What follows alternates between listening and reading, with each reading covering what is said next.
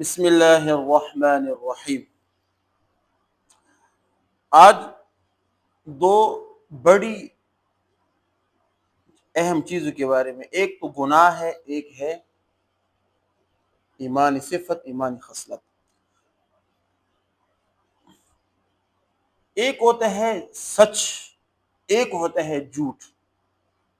حدیث میں آتا ہے کہ جھوٹ انسان کو جہنم کے دروازے تک پہنچا دیتا ہے اور سچ انسان کو جنت کے دروازے تک پہنچا دیتا ہے۔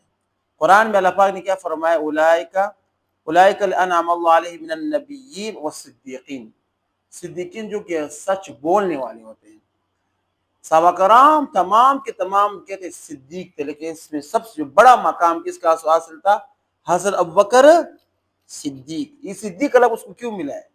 یہ میں آپ کو بتاتا ہوں۔ صدیق کا لفظ یہ جب اللہ کے رسول صلی اللہ علیہ وسلم معراج کے سفر میں تشریف فرما گئے تھے، اس ٹائم اللہ کے رسول مکے میں تھے۔ جب معراج کے سفر سے اللہ کے رسول واپس آئے گے تو اللہ کے رسول نے مکہ والوں کے سامنے فرمایا کہ میں ایک رات بیت المقدس پھر 7 آسمان تک چلا گیا۔ لوگوں نے کہا کہ یہ کیا، یہ تو دیوان ہے، یہ تو مجنون، یہ کس طرح ہو سکتا ہے؟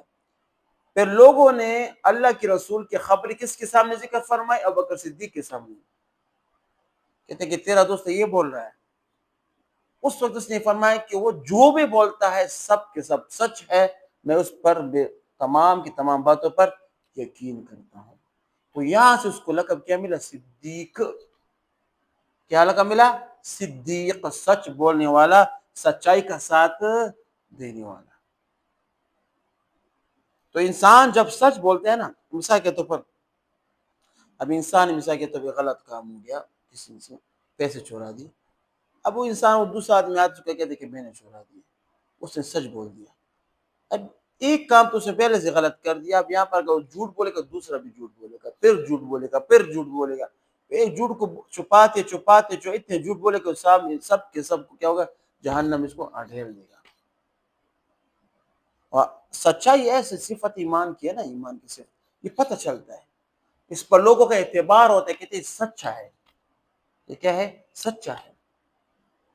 تو انسان سچ بولتا ہے بولتا ہے بولتا ہے بولتا ہے بولتا ہے، اس کو جنت کے دروازے تک پہنچا دیتا ہے۔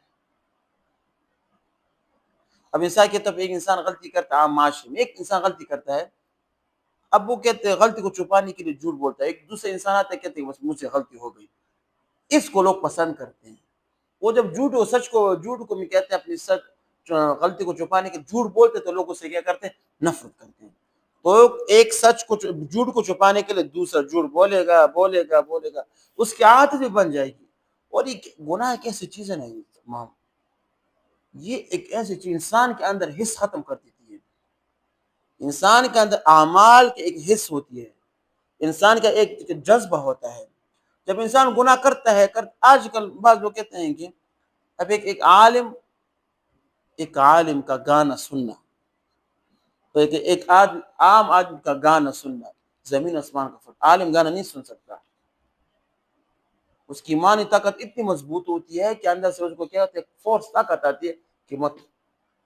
عام آدمی کو کچھ بھی فرق نہیں پڑتا۔ وہ کیوں؟ وہ اتنے گناہ میں ڈوبا ہوا ہے کہ اس کا دل اس کو یہ احساس نہیں دلاتا کہ یہ گناہ کبیر ہے۔ اور ایک عالم کے لیے صرف گناہ سننے، اس کے مجلس میں بیٹھنا بھی کہتے ہیں کہ اتنا بوجھ بن جاتا ہے۔ کیوں؟ اس نے اپنے دل پر یہ بات تسلیم کرائی ہے کہ گانا سننا اور گانے والے مجلس کے میں بیٹھنا گناہ کبیر ہے۔ آج کل فضول شراب کے بیٹھے یا مثال کے تماشا جو لوگ لاتے ہیں، اس میں ہم لوگ بیٹھتے، کوئی باک نہیں ہوتا، سب بیٹھتے ہیں، کبھی مثال کے طور پر ناچ گانا ہوتا ہے، لوگ انجوائے کرتے ہیں، وہ گناہوں میں سرکش ہو جاتے ہیں، اس کو گناہ اور نیکی کا فرق پتہ نہیں چلتا۔ یہ بڑے خطرناک لوگ ہوتے ہیں۔ اور ایک عالم جو کہ سنت قرآن سنت کی تابعداری کرتا ہے، وہ جب ادھر جاتا ہے اس کی آواز سننے سے اس کے دل میں کیا ہوتی ہے؟ گھبراہٹ سے آ جاتی ہے۔ کیوں؟ اس کے دل نے بات مانی کی چیز غلط ہے۔ یہ ایمان ہونے کی بھی علامت ہے۔ وآخر دعوانا الحمدللہ رب العالمین۔